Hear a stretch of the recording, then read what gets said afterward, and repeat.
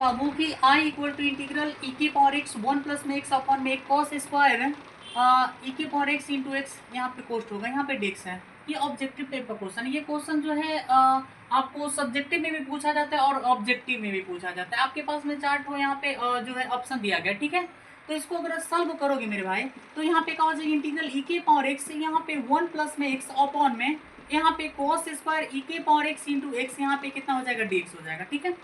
अब यहाँ पे बातें यहाँ पे है कि इसमें अगर मैं इसको जेड या टी मानता हूँ भाई, जेड मानते हैं तो ये ऊपर वाला खत्म हो जाएगा, कट जाएगा, इसलिए इसको मानेंगे माना जेड इक्वल टू ई के पावर एक्स इंटू यहाँ पे एक्स। तो आपके पास में इसका डिफ्रेंसिएशन करोगे एक्स के सापेक्ष, एक्स के सापेक्ष अवकलन करने पर, अवकलन करने पर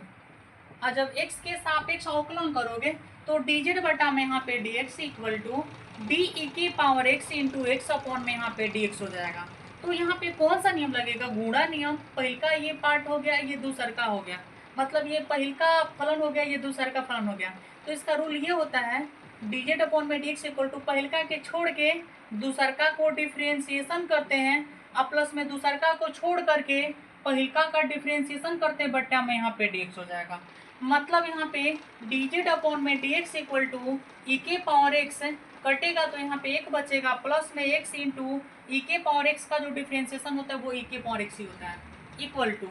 अब यहाँ पे क्या हो जाएगा मेरे भाई, dz अपॉन में dx है इक्वल टू, इसमें भी ई के पावर एक्स है, इसमें भी ई के पावर एक्स है, तो ई के पावर एक्स को अगर कॉमन लेते हो तो बचेगा वन प्लस में एक्स। अब उसके बाद में हम लोग dx का वैल्यू फाइंड करते हैं, तो dx equal to dz upon में ई के पावर एक्स वन प्लस में यहाँ पे क्या हो जाएगा एक्स, ठीक है। उसी प्रकार यहाँ पे उसी प्रकार हम लोग क्या करते हैं कि जो आपके पास में प्रश्न आई है, आई को पुनः यहाँ पे लिखते हैं, तो आई इक्वल टू यहाँ पे ई के पावर एक्स वन प्लस में एक्स अपॉन में यहाँ पे cos square x, cos square x, x के जगह पे क्या हो जाएगा, एक्स के स्थान पे क्या हो जाएगा, पहले आप ई के पावर एक्स इंटू यहाँ पे एक्स यहाँ पे डीजेड लिखो, ठीक है मेरे भाई।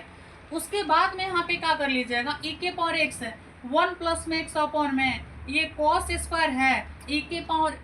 यहाँ पे कहा ई के पावर एक्स वन प्लस में एक्स अपॉन में कॉस स्क्वायर, ये पूरा टोटल इसको हम लोग क्या माने, जेड माने हैं। जेड यहाँ पे क्या हो जाएगा, dx के स्थान पे क्या हो जाएगा, dz बटा में ई के पावर एक्स वन प्लस में यहाँ पे एक्स हो जाएगा। तो आप देख रहे हो कि इससे ये पूरा टोटल कैंसिल हो जाएगा। अब आप यहाँ पे देख रहे हो वन अपॉन में यहाँ पे कॉस स्क्वायर जेड बचा है, तो कॉस स्क्वायर जेड का मतलब यहाँ पे सेक स्क्वायर यहाँ पे जेड हो जाएगा dz जस्ट के तस। जैसा कि आपको पता है कि सेक स्क्वायर एक्स का जो इंटीग्रल होता है वो tan x होता है, तो tan हो जाएगा, लेकिन x का काम z कर रहा है, इंटीग्रल का चिन्ह हटेगा तो यहाँ पे c जुड़ जाएगा। और उसी प्रकार यहाँ पे tan, और लास्ट में हम लोग क्या करते हैं कि z का वैल्यू पुट कर देते हैं, तो z किसको माने आप, ई के power x into x plus में कितना हो जाएगा c, यही हमारा ओरिजिनल आंसर हो जाएगा। इस प्रकार से ऑप्शन क्या हो जाएगा, ऑप्शन बी हो जाएगा, ठीक है, ओके।